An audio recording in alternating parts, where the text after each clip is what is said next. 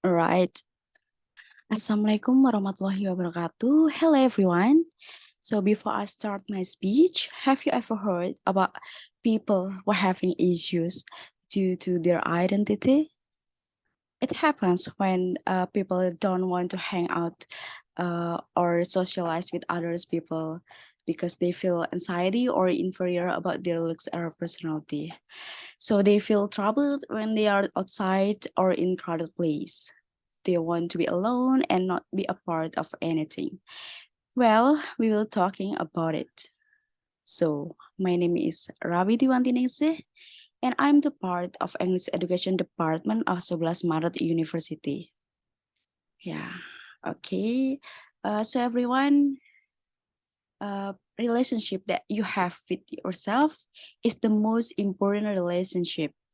How you see yourself, how you treat yourself, how you see uh, how you see yourself is how you see and how you treat other people. So living the best version of yourself inspire other people to live the best version of themselves. So maybe there are any of you would think that putting yourself first is selfish, but in fact putting yourself first is simply means taking a stand, looking at yourself and saying that you are going to do everything in your power to see yourself success and you read and reach your dreams, like that. So what is the meaning of self-love?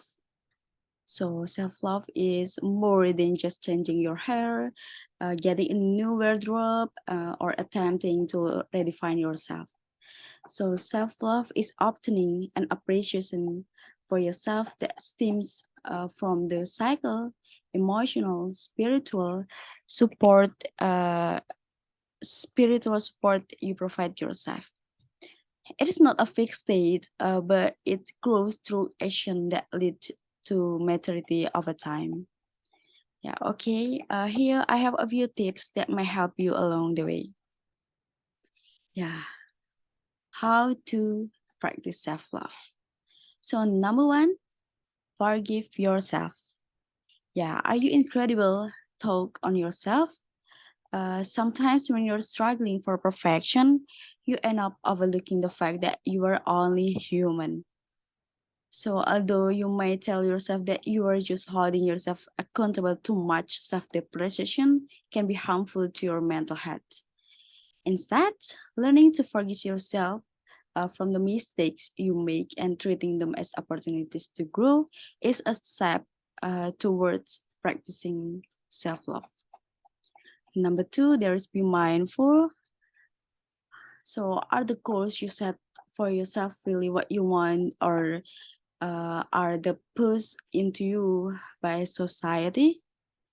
So being introspective or mindful can give you a sense of clarity into who you are, how you think, and what you want. So it aims you with self-knowledge that you can use to move forward. Some ways to practice mindfulness include like keeping journal, meditating, or just taking some time to self-reflect. Number two, there's act on what you need. So guys, do you know what gives your energy? What makes you happy? So perhaps you're feeling overwhelmed with needing to spend so much time with your friends, but feel bad for wanting to step away. So choosing to go anyways may end up draining your energy and leaving you exhausted. That's why it is important to identify the things that make you feel better versus the things that make you feel worse. So knowing what you need and acting on those needs is a form of self-love. Next, number four, there's set boundaries. Yeah, the purpose of setting boundaries is not to kick people out of your life, but rather to help you identify what is acceptable or welcome in your life and what's not. So healthy boundaries help you filter out things that drain your energy, harm you emotionally, psychically, or spiritually.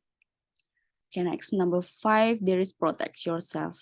Yeah, this may mean bringing people into your life who will be supportive and who contribute your emotional, mental, and spiritual health instead of tearing it apart. Yeah, there's number six, there's live intentionally. Yeah, what makes your eyes light up? What inspires you? Sometimes it's just easy to just follow a routine in your day to day life. Yeah, to the point where you stop giving it much thought. But it's important to live life with intention, to make choice that help you move towards your goals. For example, like if you intend to live a peaceful and healthy life, you need to make choice that support that goal. That may include learning how to meditate or starting to change your diet for the better, something like that. And next, number seven is show up yourself. Yeah, do you coach yourself when you don't finish everything you set out to do? Yeah, there will be times where you don't accomplish everything you plan to do, but acknowledge the effort you have given and the amount you have done is important. It is easy to focus on your fault, but showing yourself kindness and compassion, even in how you talk to yourself, can help override some of the negative mental patterns you may have and help you feel loved and support. Yeah, and the last is number eight. There is practice self care. Yeah, do you tend to ignore your needs sometimes? Taking care of your basic is an act of love. Even taking a few minutes out of your day to check in can help you feel a lot better. Whether it's soaking in hot bath, eating something healthy, or even working out. So practicing self-care can go a long way for your mental health and your happiness. Yeah. Okay, next, uh, you need to know the things about self-love. I have eight there. So the first, there is self-love is not a linear process. And the second, self-love is not selfish. The third, self-love is not a rapid process. The fourth, self-love is important. And the fifth is uncovering the sources of healing. Number six, accepting your own compassion. And the seventh, following your own heart. And the eighth, self-love is not always fun. Okay, next. Now I will give you 12 things that don't determine your self-worth. Number one, your achievements. Yeah, how much your worth is does not depend on your achievement, especially when it comes to competition. You can control your competitors, so you don't need to blame yourself when the things don't go your way. Okay, you are more than just a bullet point list of all your accomplishment. You are a complex person with a personality, hobbies, and so much more than your achievements, and it all makes you worth it. And then next is your income and job.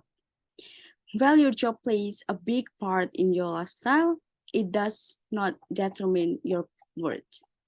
So people who have less money are not lesser than others, like society and the media sometimes portrays. So your job and income are sometimes the result of your situation. There are so many factors that influence them, like location, the economy, and competition. So they are not real reflection of who you are.